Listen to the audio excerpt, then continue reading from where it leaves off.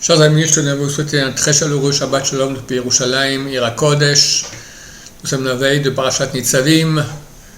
Vous tenez devant Dieu, et nous tous on se tient devant Dieu. On se prépare pour la grande fête de Rosh Hashanah. On va proclamer sa royauté. C'est ça l'essentiel de la pensée de cette journée, de ces deux journées. Proclamer la royauté de Dieu, sonner le shofar. Et il n'y a de roi que s'il y a des serviteurs fidèles, serviles. Donc on doit chacun de nous faire le bilan. Est-ce qu'on a été un serviteur servile et fidèle d'Hachem? Évidemment que non. Et c'est pour ça que cette fête-là se trouve au début des 10 jours de pénitence, Sartim et Tchouva, pour qu'on se rende compte, avec le shofar et les prières, à quel point on n'a pas été des serviteurs fidèles, à quel point on n'a pas considéré Dieu comme notre roi. Un roi, on doit être en crainte devant lui, faire tout ce qu'il veut, l'aimer d'un amour extraordinaire. Donc il faut faire une grande tchouva, un grand bilan personnel, c'est maintenant qu'il faut le faire. Pendant Rosh Hashanah, c'est déjà trop tard, on fera une deuxième couche à Rosh Hashanah, une troisième, 10e couche. C'est maintenant qu'on doit faire l'essentiel de notre bilan personnel, faire tchouva, venir avec des bonnes résolutions, des nouvelles résolutions pour cette année, réfléchir comment faire pour tenir, parce que des fois ça fait déjà 10, 20, 30 ans qu'on refait tchouva sur la même chose, comment on va tenir mieux, on ne peut pas se moquer d'Hachem. Et dans cette paracha, on nous parle de la personne qui va entendre les 98 malédictions qu'on a entendues la semaine passée dans Parashat Kitavo. Et néanmoins, il va se bénir dans le cœur. Ça veut dire il va s'assurer, se dire Shalom Yel, tout ira bien pour moi. Bishrut Libi Eler, je vais aller d'après les envies de mon corps, je fais ce qui me plaît. Alors c'est marqué Lo Yove Hashem Sloach Lo, Dieu ne va pas lui pardonner. Comment ça fait que Dieu ne va pas pardonner? Tout simplement, expliquent les commentateurs, parce que lui pense qu'il ne faut pas de péché, tout est normal.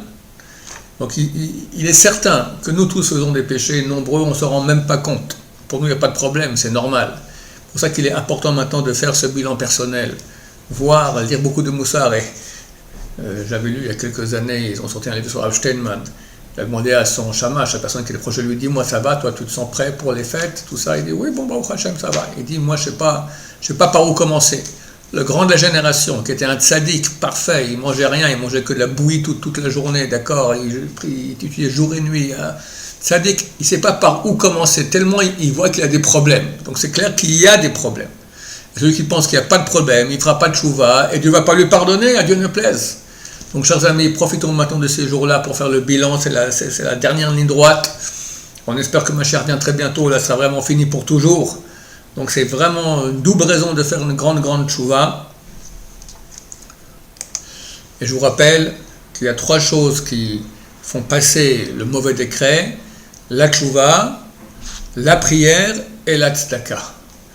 La tchouva, on vous la recommande, la prière, on vous la recommande aussi à fond, et bien sûr la tzedaka. Je vous rappelle qu'on fait un appel pour les familles nécessiteuses. Baruch Hashem, vous avez répondu déjà très bien, on n'a pas encore atteint nos objectifs, donc celui qui n'a pas encore fait son don vers Hachem, qu'il le fasse, je l'encourage beaucoup à le faire, ça fait partie des mitzvot qu'il faut faire avant Rosh Hashanah, avant Kippour, si on ne l'a pas fait jusqu'à Rosh Hashanah, et ainsi vous aurez une grande aide dans le ciel, parce qu'il n'y a aucune mitzvah aussi grande que la tzedaka qui évite les malheurs, à Dieu ne plaise.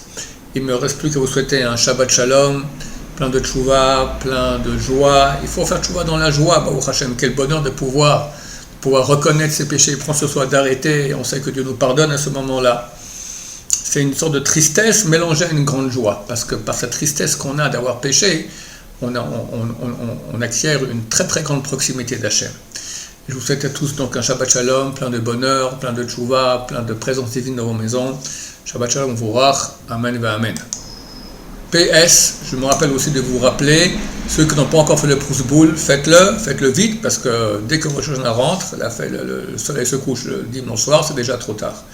Donc sur notre site, il y a tous les cours qui expliquent cela, il y a les contrats de Prousboul à faire, c'est très simple, donc ne ratez pas cette mise-là qu'on peut faire qu'une fois tous les 7 ans. Shabbat Shalom, Om Vurach.